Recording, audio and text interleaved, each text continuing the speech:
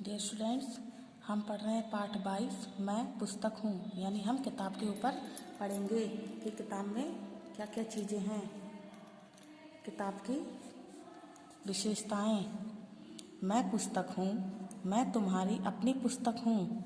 अगर तुम मुझसे प्यार करोगे तो बड़े बन जाओगे। यानी पुस्तक हूँ और मैं तुम्हारी ही पुस्तक हूँ। जिसके पास पुस्तक बुक होती है या किताब होती है तो वो उसी की कहलाती है। तो वो कहता है कि अगर तुम मुझसे प्यार करोगे तो बहुत बड़े बन जाओगे। बड़े किससे बनोगे? ज्ञान के भंडार से। मैं ज्ञान का भंडार हूँ। मनुष्य को मनुष्य मैंने बनाया है। मनुष्य पढ़ सकता है, पशु पढ़ नहीं सकते। मुझसे प्रेम करने वाले सभी ज्ञानी बन जाते हैं। यानी मनुष्य तो पढ़ सकता है लेकिन पशु नहीं पढ़ सकता। अगर पशु पढ़ने लग जाएगा तो वो किस प्रकार पढ़ेगा? वो तो पढ़ ही नहीं सकता ना। तो इसीलिए मैं कहती हूँ कि मुझे ध्यान से पढ़ा करो। मैं यह नहीं कहती कि तुम खेला ना करो। खेलना भी आवश्यक है, पर पढ़ना उससे भी अधिक आवश्यक है। तो किताब क्या कह रही है कि मनुष्य को मनुष्य मैंने ही बनाया। यानी अगर मनुष्य किताब नहीं पढ़ेगा, उसके अंदर ज्ञान नहीं आएगा तो वो एक जानवर की ही तरह बिहेव करेगा। इसलिए बोला है कि मुझसे प्रेम करो और सभी ज्ञानी बन जाओ और मुझे ध्यान से पढ़ो। खेला भी करो लेकिन टाइम से खेलो और टाइम से पढ़ो। आज जिन्हें तुम विद्वान कहते हो उन्हें विद्वान मैंने बनाया है। आज जिन वैज्ञानिकों का नाम तुम जानते हो उन्हें वैज्ञानिक मैंने बनाया है। मुझे पढ़कर न जाने कितने लेखक बन गए। यानी जो विद्वान बने हैं वो मेरी को ही पढ़कर विद्वान बने हैं। जो वैज्ञानिक बने हैं वो मेरे को पढ़कर वैज्ञानिक बने हैं। जो लेखक बने हैं वो मुझको ही पढ़कर लेखक बने हैं।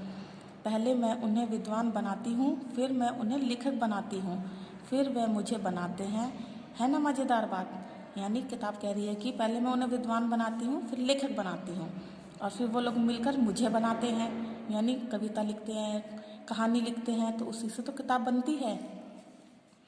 सभी विषय मेरे पास रहते हैं। कोई मुझसे कहता है हिंदी की पुस्तक, कोई कहता अंग्रेजी की, कोई गणित की और कोई विज्ञान की। कोई मुझे धर्म की पुस्तक कहता है। मैं संसार के संपूर्ण ज्ञान का भंडार हूँ। मेरा मंदिर सरस्वती का मंदिर कहलाता है। यानी मेरा मंदिर सरस्वती, यानी किताब को क्या विद्या को क्या बोला गया है? सरस्वती। इसीलिए धर्म की किताब है, हिंदी की किताब है, इंग्लिश की किताब है, गणित की है, विज्ञान की है, धर्म की, संसार में जितनी भी ज्ञान का है सब कुछ मेरे अंदर है। ये विद्यालय और पुस्तकालय सब मेरे ही मंदिर हैं। यानी स्कूल को भी मंदिर बोला गया और लाइब्रेरी यानी पुस्तकालय को भी मंदिर बोला है। मैं काखा गा से चलती हूँ और विश्वकोश बन जाती हूँ।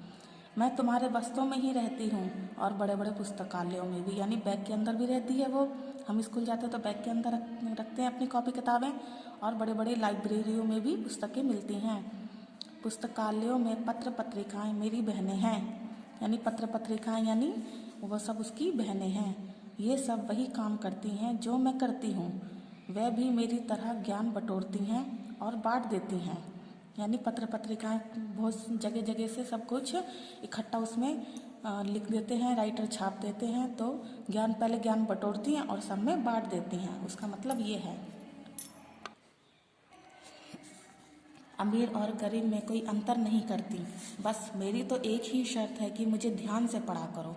कुछ लोग बड़े बुद्धिमान होते हैं, वे मुझ पर जिल्द चढ़ाते हैं।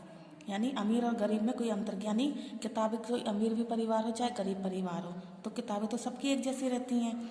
बस उसकी शर्त यह है कि मुझे ध्यान से पढ़ो। और कुछ लोग तो बहुत ही अच्छे होते हैं जो मुझ पर जिल्द यानी कवर चढ़ा देते हैं। जिल्द माने कवर चढ़ा देते हैं। हम कॉपी किताबों पे कवर चढ़ाते हैं ना, तभी बोला जाता है कि कॉपी किताबों पर कवर चढ़ाओ ताकि वो सेफ रह सकें। मुझे फाड़ा ना करो।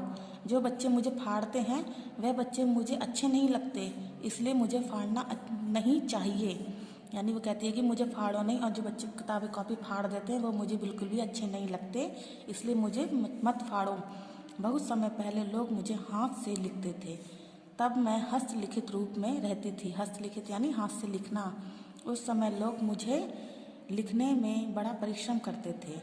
तो पहले के लोग कलम के द्वारा बेलपत्र पे, पत्रों पे लिखते थे, कागज़ पे लिखते थे। और पेड़ के जो बड़े बड़े पत्ते होते हैं उस पर लिखते थे। अब तो मैं छापे खानों में छपती हूँ, यानी अब तो बड़े बड़े छापो खाने यानी मशीनों के द्वारा छपती हूँ। क्या तुम जानते हो कि मैं तुम्हारे हाथों में क्यों आई हूँ? मैं तुम्हारे हाथों में इसलिए आई हूँ जिससे कि तुम मुझे पढ़कर महान बन सको।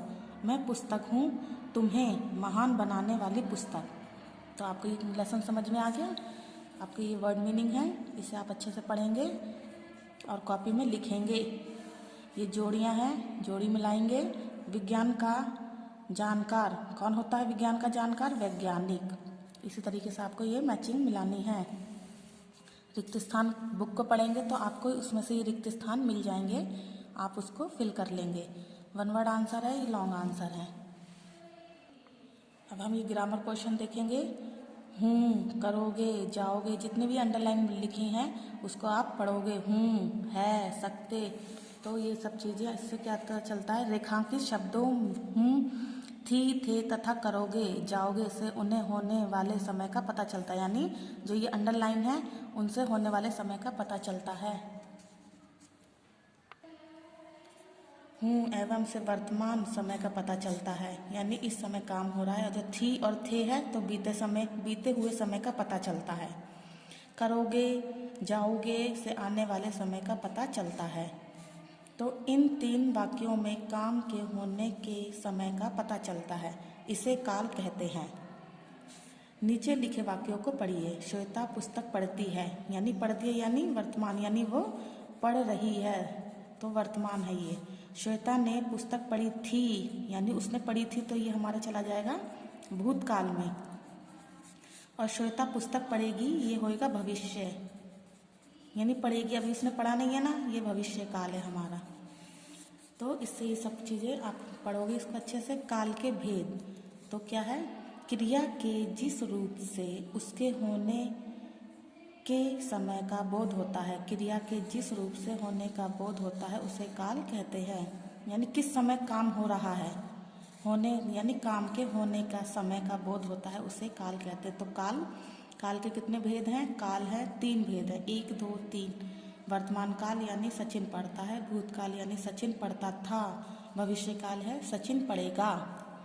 तो इसी तरीके से आज सोमवार है, कल यानी कल था माने कल रविवार था, कल। अब सोमवार के बाद क्या होएगा? मंगलवार होएगा, ठीक है। यानी आज सोमवार है तो कल रविवार था और कल क्या होगा? मंगलवार होगा। इसी तरीके आज 10 तारीख है, कल थी यानी 9 तारीख थी और कल 11 तारीख होगी। तो इस तरीके से आपको ये फिल करना है पढ़ के अच्छे से। अब ये है, दिए गए वाक्यों को उनके सामने कोष्टक में लिखे काल के अनुसार बदलिए, यानी वर्तमान काल में बदलना है। वह कल मंदिर जाएगा, तो वह आज मंदिर जा रहा है, यानी वर्तमान में रहा है। गीता गाना गा रही है, तो ये हमें भूतकाल यानी हमें पीछे यानी कल का काम करना है। सीता गाना गा रही थी। और सम्राट अशोक ने युद्ध जीता था, इसको भविष्य काल में बदलना है। सम्राट अशोक युद्ध जीतेगा, यानी उसको भविष्य यानी कल के बारे में। तो इसी से आपको करके देखिए। मैं पुस्तक हूँ, पाठ को पढ़ा, इसमें स्वयं के बारे में बात कर रही है। कौन कर रही है? पुस्तक। इसमें आत्मकथा कहते हैं, इसे क्या कहते हैं? आत्मकथा, यानी जो अपने बारे में बात बताता है वो आत्मकथा होती है। तो वह, क्या आप अपने आसपास की किसी वस्तु को आधार बनाकर उसकी आत्मकथा लिख सकते हैं? तो आप इसको कोशिश करेंगे, किसी भी 5 वाक्य बना सकते किसी भी वस्तु के बारे में।